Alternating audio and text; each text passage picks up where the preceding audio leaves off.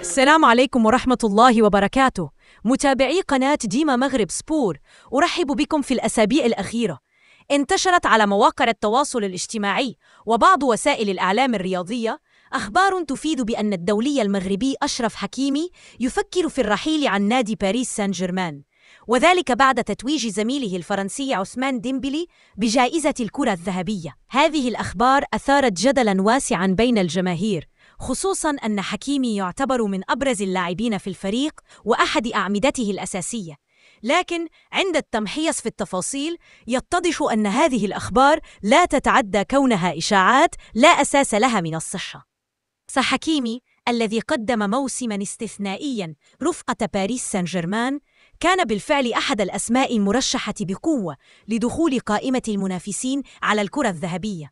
أداؤه الدفاعي الصلب وسرعته الهجومية وحسمه في المباريات الكبرى كلها عوامل جعلت الكثيرين يعتقدون أنه يستحق التتويج أو على الأقل التواجد في المراتب المتقدمة.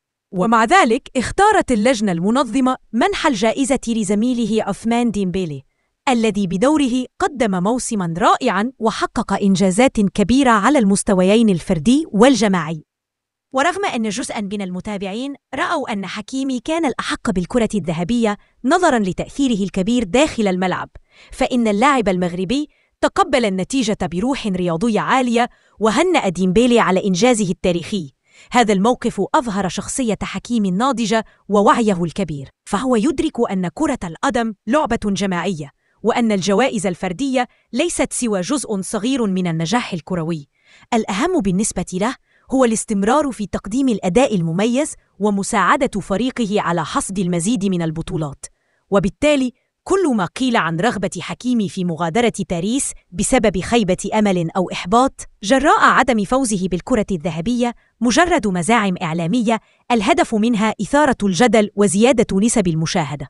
في الواقع اللاعب المغربي سعيد في باريس، وهو جزء لا يتجزأ من المشروع الرياضي للنادي ويستعد لمواسم جديدة مليئة بالتحديات. الخلاصة الموسعة: أشرف حكيمي النجم المغربي لنادي باريس سان جيرمان وجد نفسه في قلب إشاعات كثيرة بعد تتويج زميله عثمان ديمبلي بالكرة الذهبية. فالبعض ادعى أن حكيمي يفكر في الرحيل عن الفريق، معتبرين أن غيابه عن التتويج سبب له إحباطاً كبيراً. لكن الحقيقة مختلفة تماماً. اللاعب لم يفكر في مغادرة باريس، بل العكس، أدى التزامه بمشروع النادي ورغبته في الاستمرار في حصد البطولات. لذلك فكل ما يروج من أخبار حول رحيله ليس سوى إشاعات إعلامية لا أساس لها من الصحة، الهدف منها إثارة الجدل. بالتالي يمكن القول إن حكيمي كان يستحق التواجد في صدارة المرشحين للكرة الذهبية. الجائزة ذهبت لديمبلي، لكن حكيمي تقبل الأمر بروح رياضية. لا وجود لأي قرار بالرحيل، وحكيمي باق مع باريس. الإشاعات المنتشرة لا تعكس الحقيقة، بل هي مجرد محاولة لصناعة الإثارة.